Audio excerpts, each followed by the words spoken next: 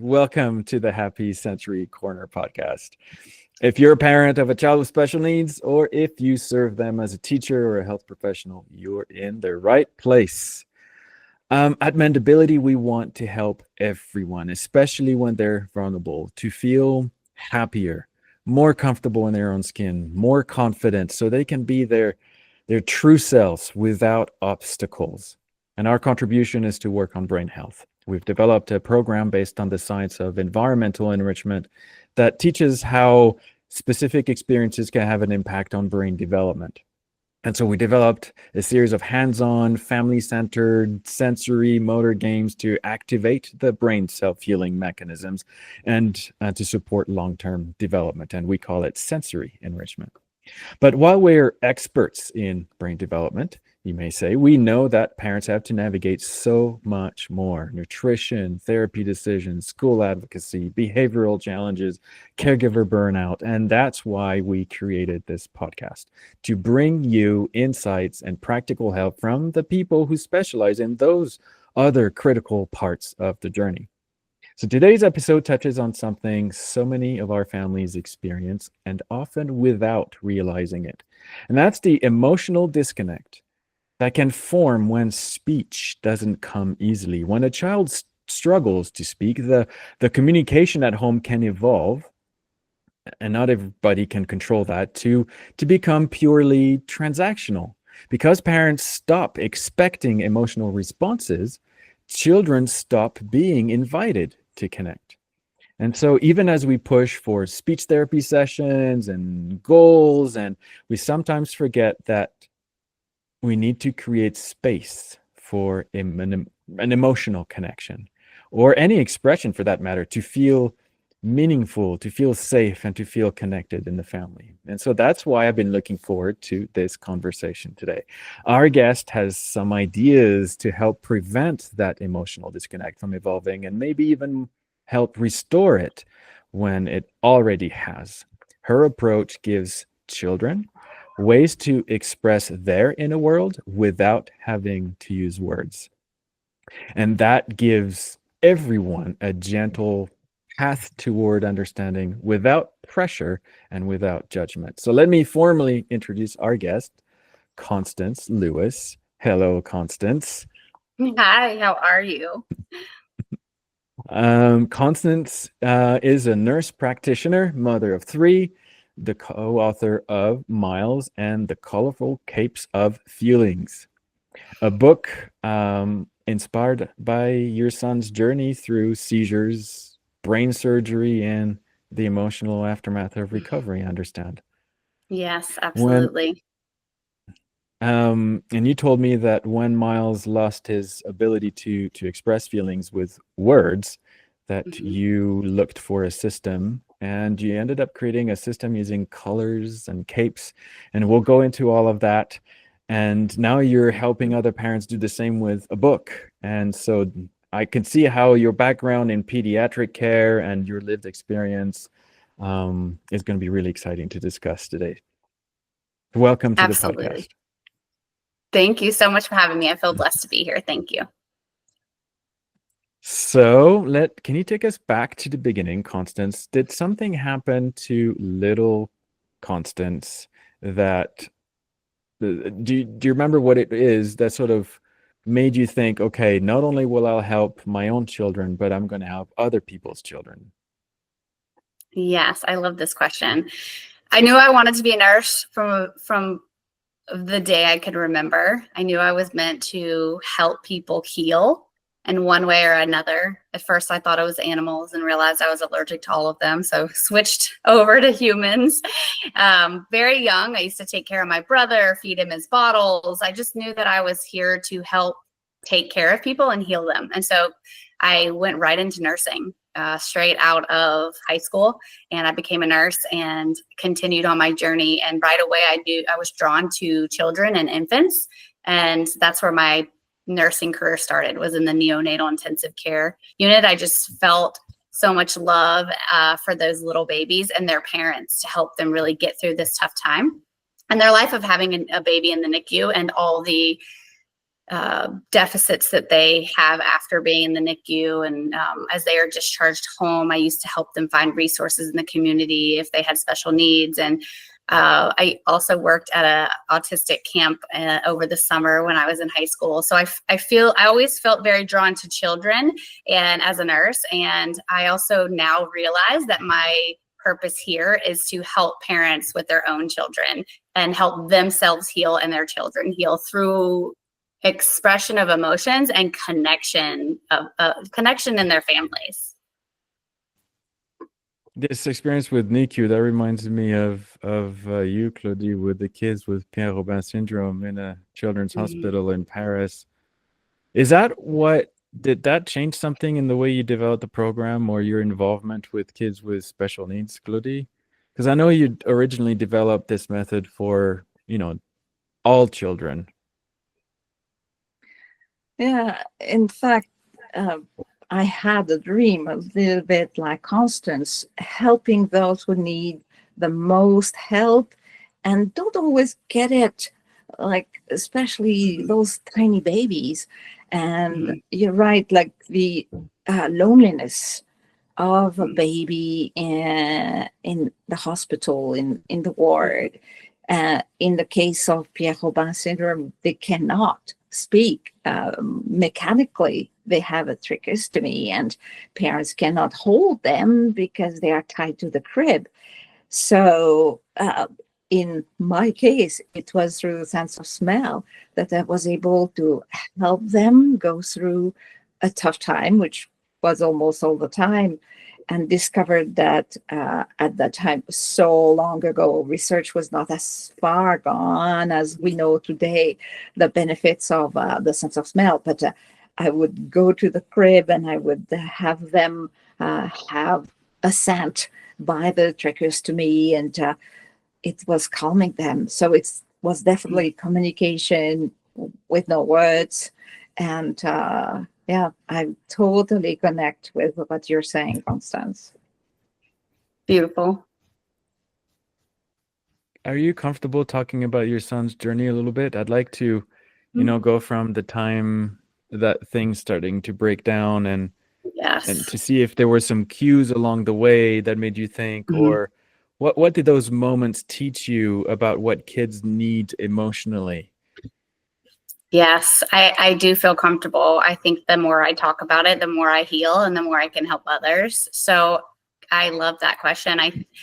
When Miles started having seizures at age 4, it came out of complete nowhere. He was a very healthy, normal child, normal delivery, developed normally. He was actually very intelligent, always scoring very high on his test scores, and always very emotionally resilient. We taught him from an early age that when he feels an emotion, we gave him tools to express that emotion and ways to walk through it and release it. And so when this came out of nowhere, the seizures, it was a whole different ballgame, because he would have post-seizure status where he just couldn't really speak well.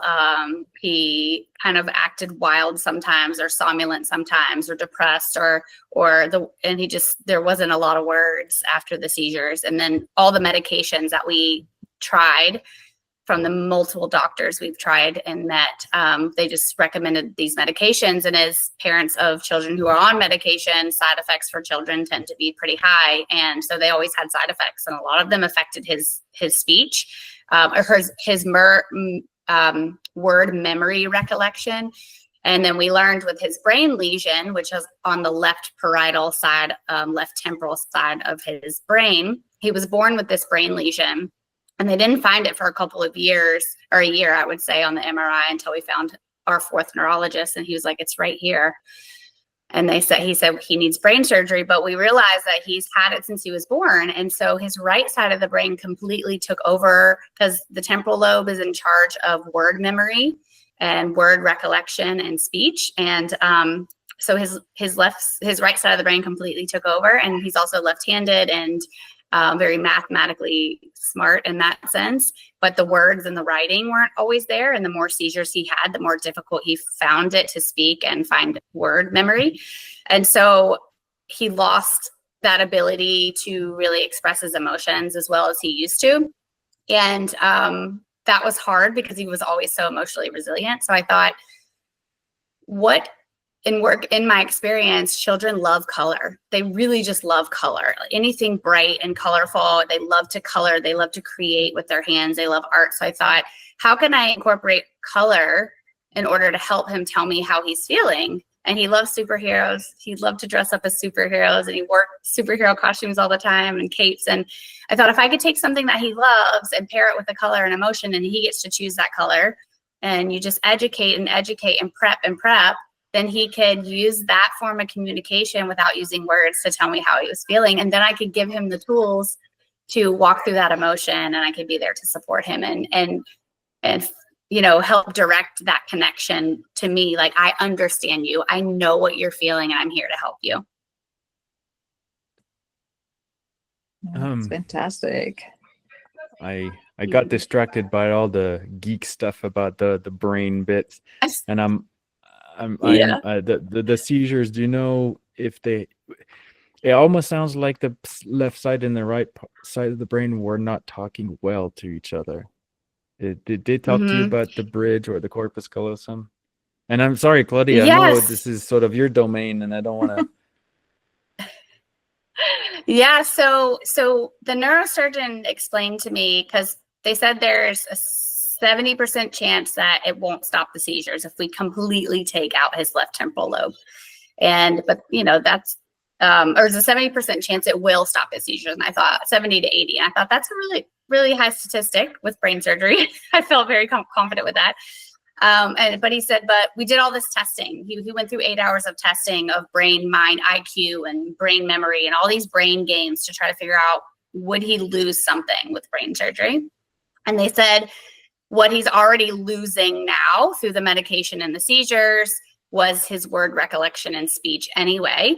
And so it either will be the same or it will get better once this piece is removed, because the seizure would start in the left side of his brain, and then it would just, in many cases, he would have a seizure every 10 to 14 days towards the end. It was a lot. And they weren't huge all of the time. They were kind of short. And he would say, oh, the nightmare's coming. He would tell me, he would have an or the nightmare's coming. And I would know the seizure was coming. And then he would smack his lips and he wouldn't be able to speak, and he'd kind of doze off. And we were lucky, it would be a very short 30-second to 2-minute seizure, and he'd come out of it, be a little lethargic. But he had a numerous amounts, probably at least 10 grand mal seizures, and his whole body would go, and his right side would shake, and he would foam at the mouth and turn blue, and we would have to call 911, and the seizure rescue medication wouldn't work. And so they were always talking to me about how removing that. And I'm like, what, are you going to go in and look at the brain and just remove the lesion in the brain? And they're like, no, we're just taking out the whole temporal lobe, like just taking it all out. And I'm like, but how do you know if it's healthy tissue? And they're like, we don't do margins in brain surgery for kids. We just take it all out. I'm like panicking about what, like, my child has not half of his brain, but he has some of his brain missing. How do you function? And they're like, yeah, I mean, his right side of the brain really just took over when he was a baby and growing up. And it was fascinating to me, but they didn't really talk about the crossing of the paths. They just talked about how that side took over. Claudia, do you have experience treating children who are missing big chunks or whole halves of their brains? Or I'm thinking of the children with pachygyria. Well, the children I worked with had the situation that Miles had, which is propagating seizures and increasing the sort of the areas that would be damaged, with the risk of then damaging the good side. And I think about a boy who is now 15 and got the surgery when he was 1. And the neurosurgeons are very wise, and they are not putting too many, I would say, flowers in what they say. They are very cautious, but they give you very sound information. And in that case, for you, and thinking about that mom, they said what he has will stay, and But we cannot predict what he will acquire once part of the brain is gone. And so the kid was still walking, was having the few words, but there was, in his case, terrible behavior difficulties and probably emotional distress that you can describe. But working with the family was very rewarding. There was a little part of the brain, very minimal left, and but the corpus callosum was very dynamic, and the information that could go was going really efficiently. So we saw the kid improve and develop speech.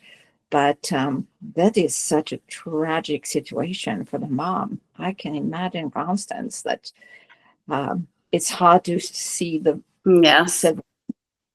when you have this kind of prognosis. Yes, today? Is it okay? I tell everybody.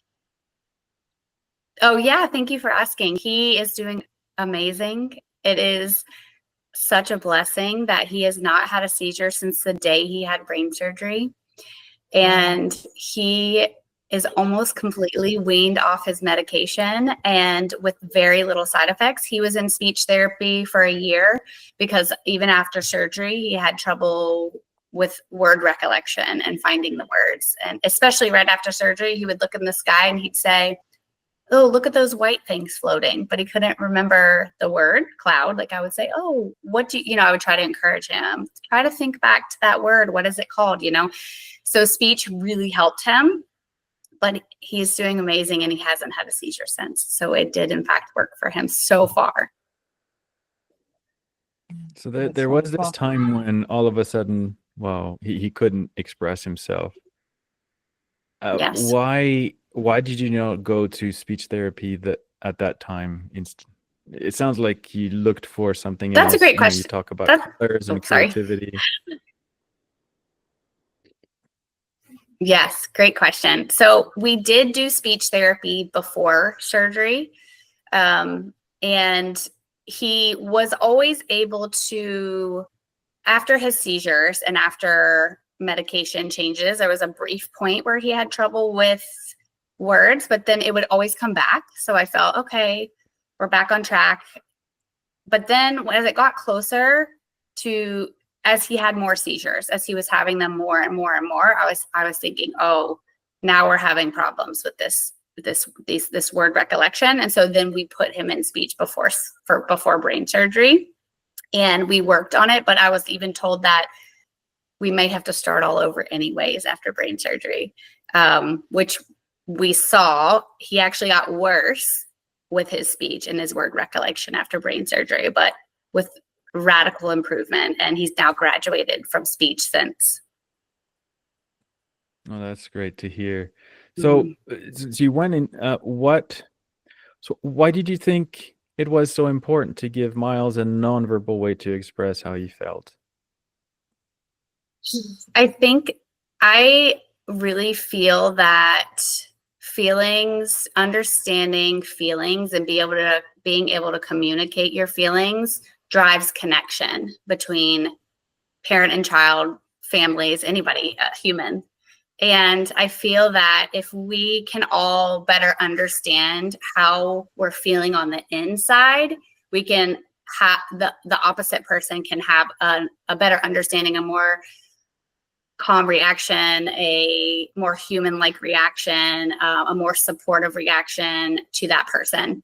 I think that sometimes we forget that everybody has feelings and sometimes may not react to their emotions in the same way as everybody else, and especially children who are, neurodivergent or who don't have the words or who may be artistic.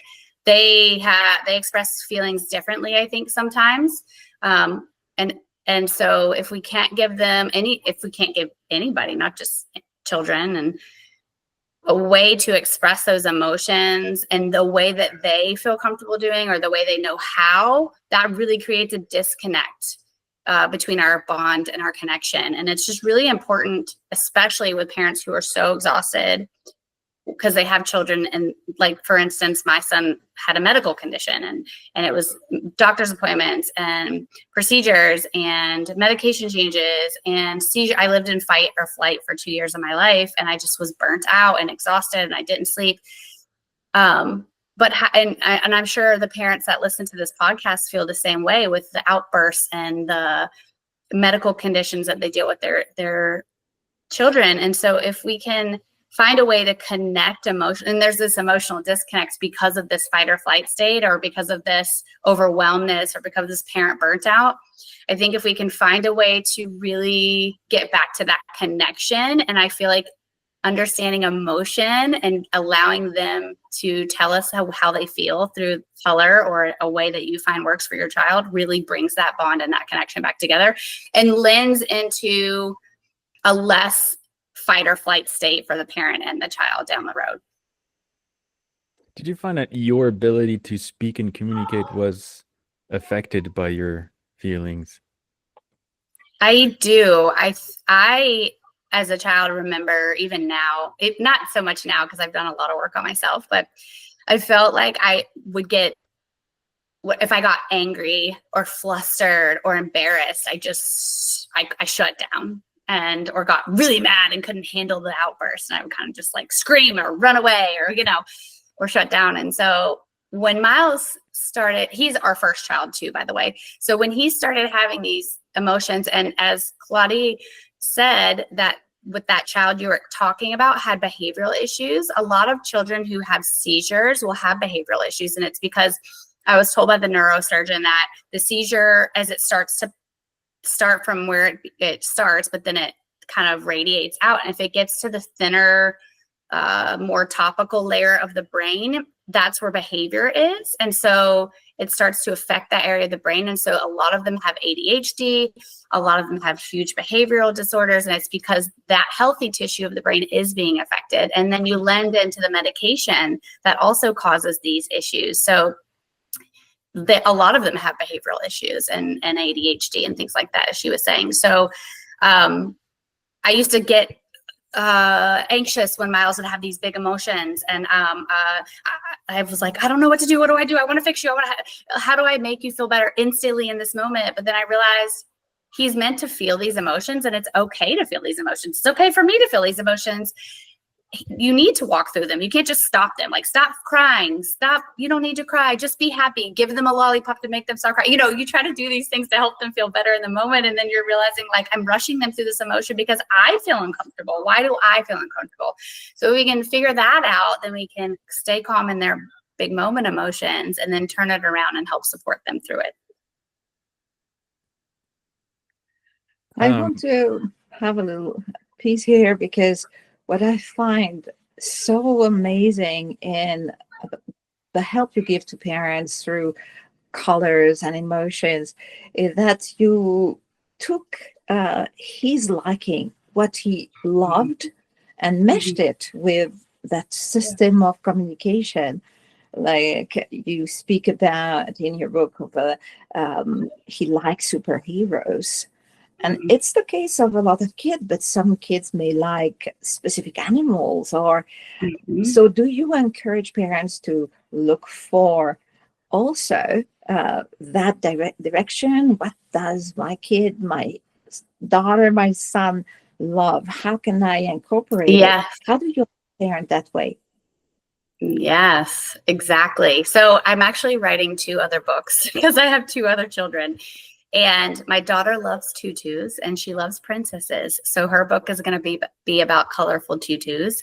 And my son is only 2 and he loves toys of any kind. So his is about colorful toys. So I encourage parents to find what their child is enchanted with, just loves so much, or is comforted by. Do they have 10 stuffies in their room that they love? Can you put an emotion with each one? The lion may be anger, or the bunny rabbit may be sadness, or, so I always tell parents, pick what your child loves and a color of that object and add an emotion to it. And the more you practice it, when you're feeling mad, go get this stuffy, and I do a lot with children. I always say to them, if you're feeling a certain way, go color me a picture. Use color me a picture. to tell me how you're feeling. So I encourage parents to use what they have with their children and what their children love, and use that as your tool. So I have another question for you, because most of the children or young adults or adults I work with, are nonverbal. So they would not be able to name a color, but they certainly know them. So sometimes I have had parents feel my child doesn't know the colors because he can't name them. So how do you help parents through that? Like the connection to what the color is and not it's. Yeah, that's a great question. So I have one of my a good friend of mine that I used to work with. She's now moved. She has a daughter, Vivian, who's in the book. She's autistic and she has very, very little words. But we had a conversation about how would she teach her daughter to match the color with the emotion. And we talked a little bit about this, and we spoke about possibly when our child is having that big reaction, maybe setting out, let's just say they love stuffed animals. Okay, let's just choose that as an option. And setting out 4 stuffed animals in front of them when they're having that reaction, and maybe present them with them. So say they're mad, you present them with these 4 stuffed animals or whatever they love, and then see which one they'll grab or gravitate to. And then you continue to place that one in front of them when they're having that big reaction, or whether it's, so that's anger. So say maybe they're super happy and you do the same thing with those, 4 other stuffed animals, and then present them, and they'll maybe attach to the one that they like. And then you can present that when they're happy more and more. So it's kind of training their brain like, oh, I picked this one, but when I'm feeling this emotion, my mommy gives me it back to me. So teaching in some way through physical play. It's always play with children. Children love play. And so I think that was an option we thought about. She said that what she would do is she would just mimic that feeling in her own body. Like she would stomp and like act angry. And then she would pick up a color. Say she chose black, for instance, something that was black. And she would show that to Vivi. Or if she was sad, she would cry, and she would show that object as the color. And so she was going to try to do that. So I thought of a couple of ways with children who weren't verbal, and those were the 2 ways that we came up with. That's excellent. Yeah. Encouraging, modeling. That's wonderful. And I think it would be easy. Definitely. Once parents have read the book, then they have to practice, and toys are really a favorite object for children, for sure. Yes, it's not a quick fix solution, but I feel like anything that works isn't, and you always have to practice. And I asked her how long she thought that it would take Vivian to learn it, and she told me 2 weeks, which I thought was relatively pretty fast. She's I think she has now, she's 7 years old. She's the same age as Miles. They grew up together, and she has a few words. So she does have some words, but not many. And so she said for her, it would be 2 weeks. So everybody's different on the scale of where they're at, of their range and communication and ability to understand. But I think that parents know their children the best. And I think that they're able to come up that way and brainstorm, and their counselor or their speech language therapist or whoever that can help guide them in that direction too. Excellent. I'm interested in what you've seen. How can I say this? Sometimes you hear that kids on the spectrum don't have feelings, or and it feels strange to do it, but it's the only way I can understand why some parents stop being interested in their children's feelings. And so I'm wondering if you've seen or maybe I should ask you, what have you seen as a consequence in the quality of the relationship with their children when parents focus on the feelings? Is it something that seems new to them, that their children have feelings? I think that the majority of parents that I've seen know that their children have feelings, but I think it comes in with trusting the feeling that they're presenting and the ability to trust what they're showing us as they're feeling. Because even as a mom of Miles, I always thought, like, is he really feeling this emotion? Like, is this real?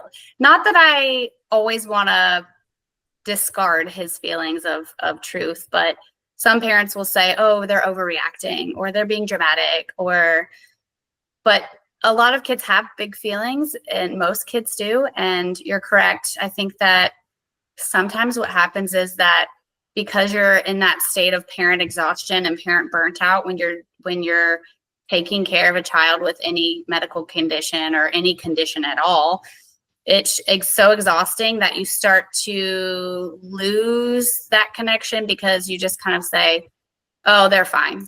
Oh, they're fine. Oh, and the emotion is, you're not that you don't believe it, you just kind of become numb to it.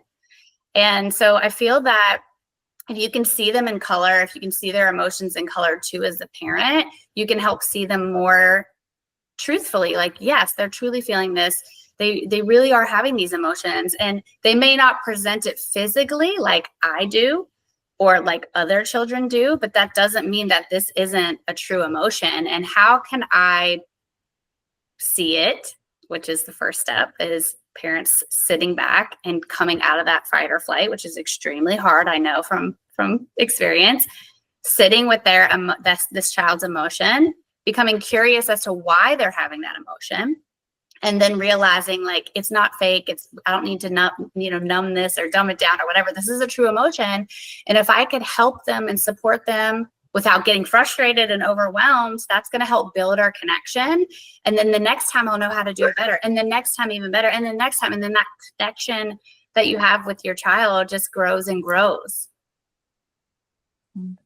And it's always what parents, well, not always. The parents that we like to work with, they talk about missing that bond. They talk about missing that connection. And I don't care what you have. How can I reconnect with my child? And Yes. And that's lovely to hear. Do you remember your own parents? Did they pay attention to your feelings? Because you say you were an emotional child. Mm-hmm. Yes, they did. My mom has always been all about feelings and expressing your feelings and telling us how you feel. I was a very independent and very speak up child, very attention seeking child. And I took a lot of energy for my mom to raise me. And she says, your brother came along and he was all laid back and he just sat there.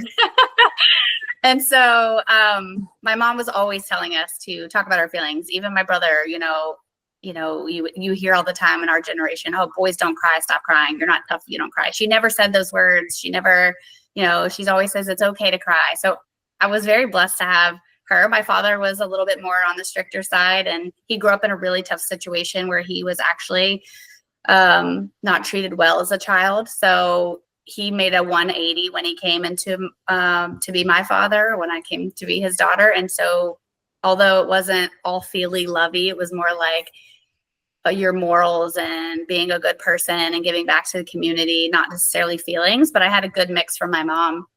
And so I think that really helped a lot. And she would have big reactions when I would have big reactions. She tells me this. She's like, I get stressed every time you go off, and I'd hand you to your father and you would just curl in his arms and calm down. So I think that he was my calm, but she would always tell me it was okay. So I think that came from that. And I think when you were talking about parent burnout and they're missing that connection with their child, I think that stems from, again, sitting in that fight or flight. You're so exhausted as a parent for what you have to do for your child every day, the medications, the appointments, the training, all of this, that you just feel like this isn't a person as much anymore. This isn't your child. This isn't the way your life is supposed to go. Maybe this isn't the child you were meant to have sometimes. And that's really heavy on a parent's heart. And I think that really affects connection. And so I always say that children love to play and children love color. And if you can just bring it back to that, and play more and use color more with your child, that just builds your connection right away. So what comes first? The self-work so that you can show up, or showing up so that you can create this you almost made it sound like the more you show up, the more you're intentional about being engaged, the less stressed you are when there's a meltdown. Did I get that right? Yeah, I think so. That's a great question. I think it happens simultaneously. I think it has to start with you first having a realization of how you view your child and view their emotions and view their medical condition. And I think once you have self-awareness, because you are the adult in the situation, you have to have that self-awareness first. And then once you have that self-awareness, you can start taking those steps, but bring in that presentness. I always say 3 P's with children: playful, present, and peaceful. But it takes a lot of patience to do that with children with special needs and children who have medical conditions.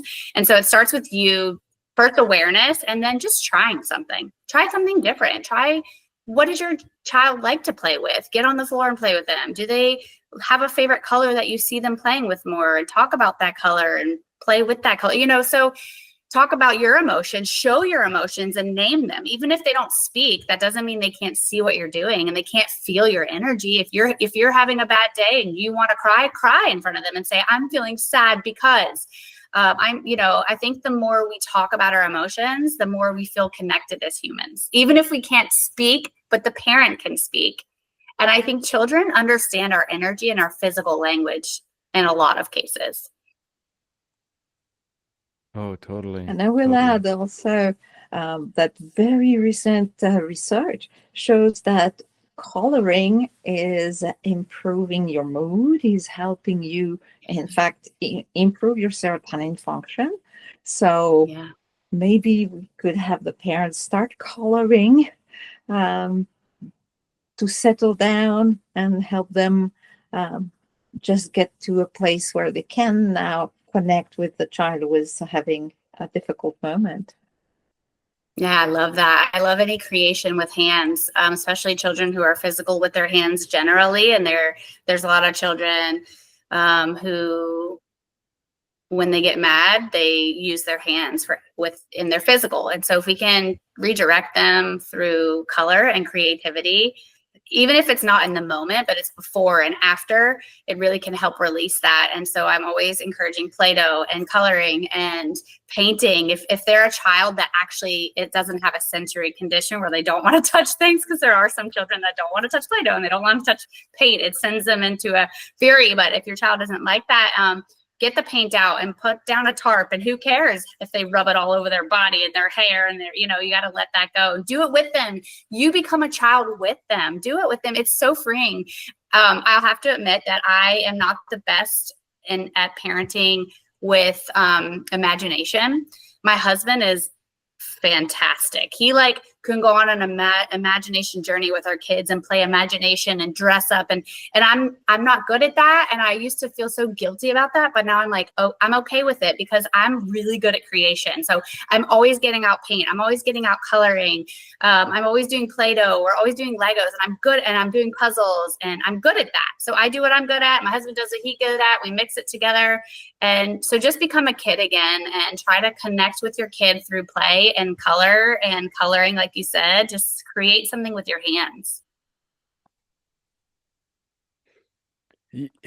I love everything you're saying, but it feels so advanced. When I think about some of the parents that we work with, I feel like we need to take a step back a little bit. And so if there's a parent listening today who is struggling with daily meltdowns or shutdowns, and they've lost a little bit of that connection, where can they start? Like, what's the first thing that you'd recommend that they do? Good question. I think the first thing I recommend is first going inward a little bit, which is difficult, but thinking, how am I feeling about this situation overall? And I always like journaling. I like I tell all of the parents that I speak to, I want you to write down what you feel, what you think, and get it out on paper. Step A, write down everything you feel about this situation that you're in.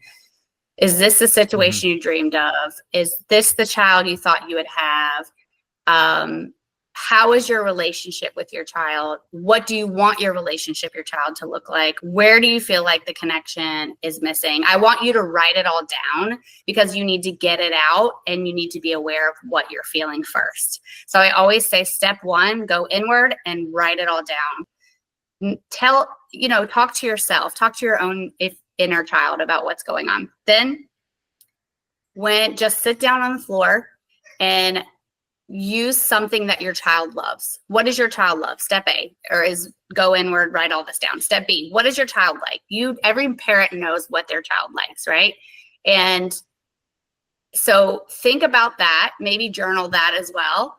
And think about if they tend to swing towards one color or another. I think a lot of parents would agree that even if their child can't say what color they like, they tend to grab or gravitate to a color that it calms them, or they tend to touch more, or they tend to like to wear, or, things like that. And maybe start simple as that with that color. And when they're happy, you bring something to them of that color, right? If they're angry, you can bring something of a color that you choose, because your child may not be able to choose a color. Remember, they can't talk, they can't tell you, they can't say the word. So maybe choose something of that color each time they have a big meltdown, and sit with them on the floor, And you teach a lot of, I think, in mendability of how to, I think you were telling me a little bit about ice and stuff of how to get them out of the tantrum, right? I remember this. Mm-hmm. Yeah. I remember that. I was waiting for a nice segue for how to handle a meltdown, but I think the people who were listening to this podcast have heard us talk about our meltdown de-escalation protocol over and over and over. I'll just refer them to our website, and I'll say there's a free guide on our website that says how to de-escalate a meltdown in seconds. But yes, we do use ice and smell because they both have a very powerful reboot effect on the brain. But smell in particular, while the brain reboots, it reboots in safe mode. It reboots in happier mode. And so what can you bring your child? Yeah. And so what can you bring your child of a color or an item when they go into that safe mode with the tool you have taught them each time repetitively as they're going to their happy state, that will offer, okay, this is my happy state and my mom always brings me this. Right? And if they're having a meltdown, obviously there's no reasoning, there's no talking. Everybody knows this, right? But they can still be angry and not have a meltdown, correct? Kids can still be angry and still not go into full meltdown. And so what can you show them or bring them of that same color or that object every single time? And so they start to relate, oh, mommy's bringing me this, so I'm mad, or mommy's doing this, So basically just start with yourself, inward journal. Second, know what your child likes and try to connect with them on that level first. You have to start small, especially if you're burnt out. I love it. I have a what if and a but question. What if the child, the thing that the child likes, or the only thing that the parent thinks the child likes, is an item that they will have what they call a maladaptive behavior? I don't like using this word. They'll spin the extension cord, for example, right? And so in some other programs, they're told to teach their kids to stop doing that because it's not what normal people do. People don't spin extension cords over and over again. But for a neurodivergent kid or a kid with autism, this is an intensely pleasurable and satisfying and soothing thing to do in a world that makes no sense at all to them. And so it breaks my heart to hear those things. And I wonder where, so step 2 is connect with your child with an object or with something that they like. What if that thing is associated with a weird behavior? I am of the sense of that I don't necessarily think any behavior is weird. I've seen it all, all the way to postpartum psychosis. And the brain works so differently. So to me, it doesn't seem weird for these behaviors, but I do hear what you're saying, that the world sees this behavior, the generalized world sees this behavior as weird. And we go into this a lot, actually, about the book, is because remember when we used to say, suppress your feelings all the time, you know, in our generation and before, right? And how showing your emotions and showing your feelings was not okay. And it was, if your children are to be seen and not heard. Have you heard that?